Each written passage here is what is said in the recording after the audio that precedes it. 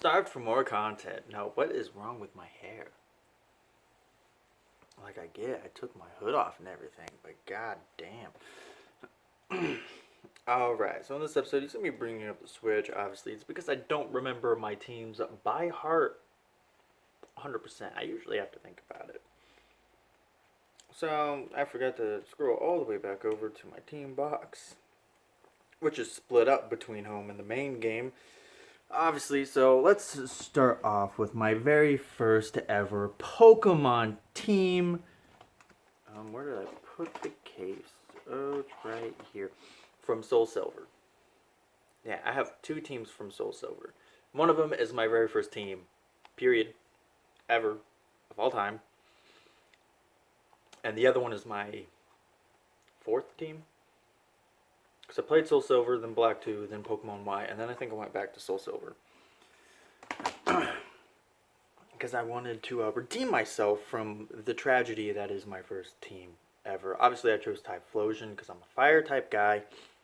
And Typhlosion was just calling my name, man. And then shortly after that, I think you can see where this is going. I think you get Crobat, or you get Zubat, and I eventually evolved it into a Crobat. Now, I guess you should say, nickname-wise, my Typhlosion Cyndaquil was named Gavril. If you don't know who Gavril is the main protagonist throughout the entire series of the Tears of Artemon, which I have reviewed on this channel. You can go look it up. It's old, but it's there. And then so Crobat is unoriginally named Vlad. You know, because vampires, bats, commonly linked. I'm original. And then after that, I have in here as Ampharos, which, you know, this Ampharos I have on my game isn't my legit Ampharos from that game, because I think I couldn't carry it over for some dumb reason. Now I know it's because probably a move it had on it wasn't in Black 2, so it couldn't transfer. I had that issue with a Pokemon that also was in my second team in SoulSilver, and I finally figured out what was going on. But I had named it Kirin after Sasuke's move that he uses on Itachi. And then shortly after, you get a Togetic. No, a Togepi. An egg, and it hatches. And you know, I was like, it's my very first playthrough. I gotta keep this, right? Right? And you can't fully evolve it, so it can only get to Togetic, and it's a normal flying type. Now, you might notice an issue already that I have two flying types on my team. Again. If you notice, the red team also had three flying types on it. I had a bug flying, a fire flying, and a water flying. Now I have a poison flying and a normal flying. A pure fire and a pure electric. But it gets better. And then after that, you get an Eevee. And which Eevee would you go for? Espeon or Umbreon? I went for Umbreon. I know, most people probably go for Espeon. It's a much stronger Pokemon, but I like Umbreon, so I wanted to give it a try. And I named it Shadow. Again, I know, original, aren't I? But aside from that, the last Pokemon, and this is a big cardinal sin, but it was my very first playthrough, was a Lugia. Yeah. Another flying type. Psychic flying type. So yeah, as you can see, I had three flying types on a team yet again. Woohoo! I'm good at that, you know, that range stuff, aren't I? Now, as you can tell, this was my first Pokemon team, right? And so, transferring my team over to Black 2, I knew I needed to take Lugia out of the team and separate. I didn't nickname Lugia, obviously, because I knew... Because when, you know, when my ex gave me this game, she told me normally you don't use legendaries, but she encouraged me to use Lugia because this was my very first Pokemon game, and she's like, it can help you a lot.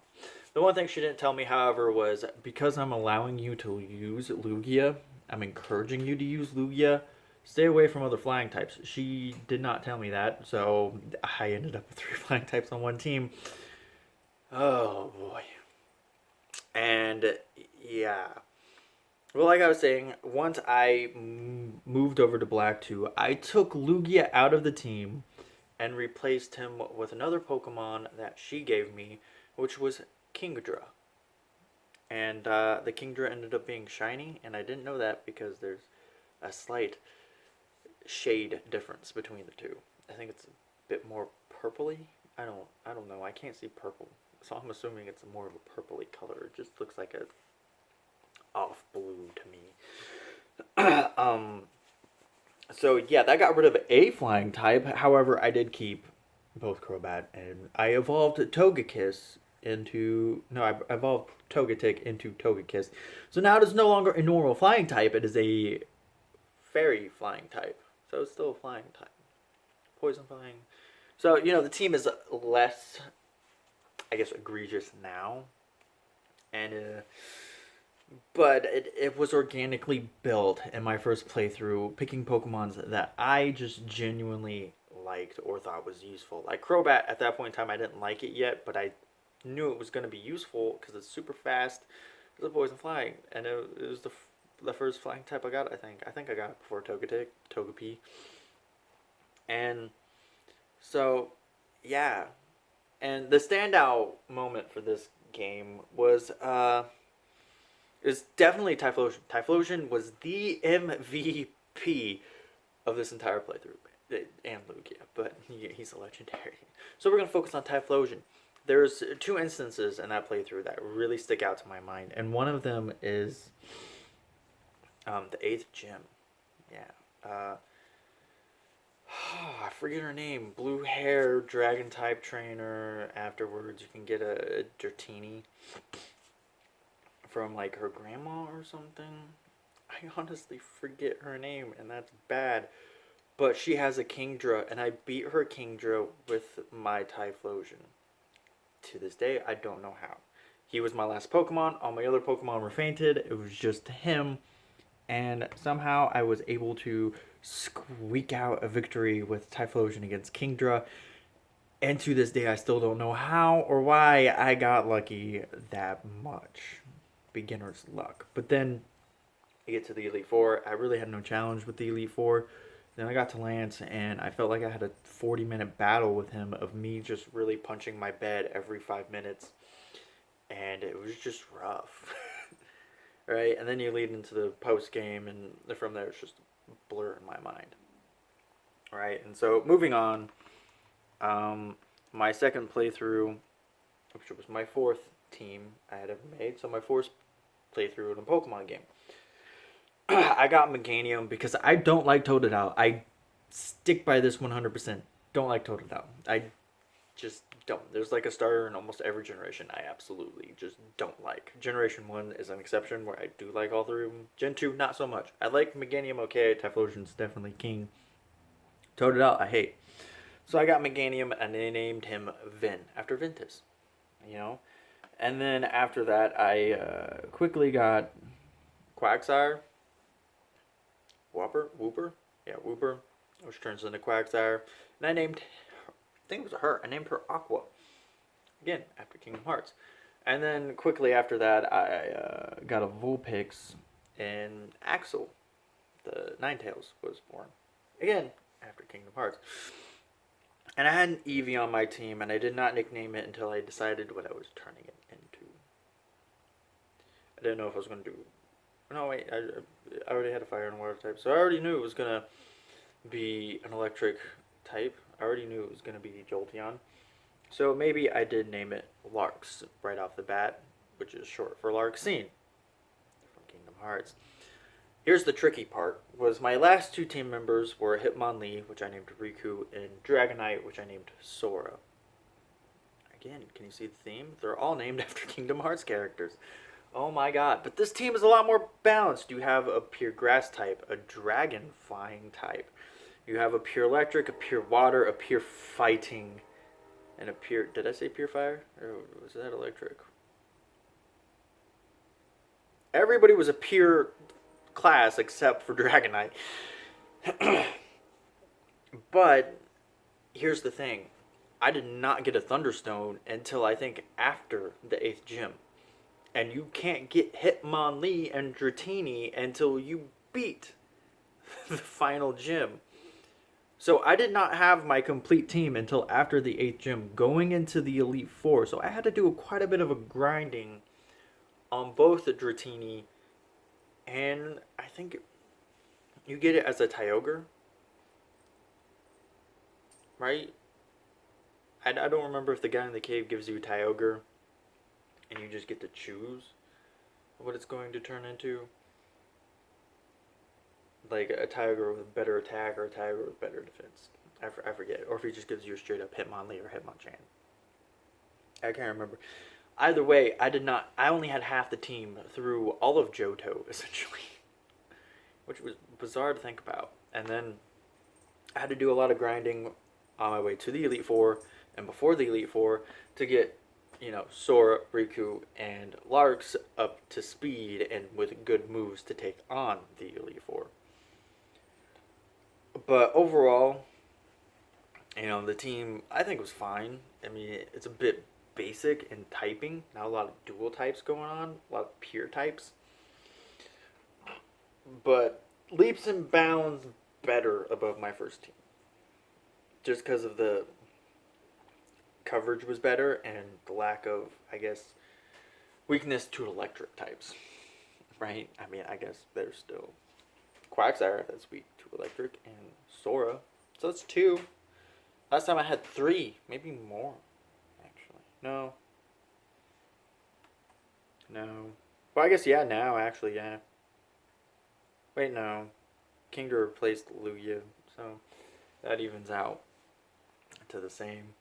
So, yeah, I mean, overall, I do think my SoulSilver 2 team is a lot better than my SoulSilver 1 team. Even my SoulSilver 1 team holds a special place in my heart, despite the fact that it was poorly made, even if it was organically made.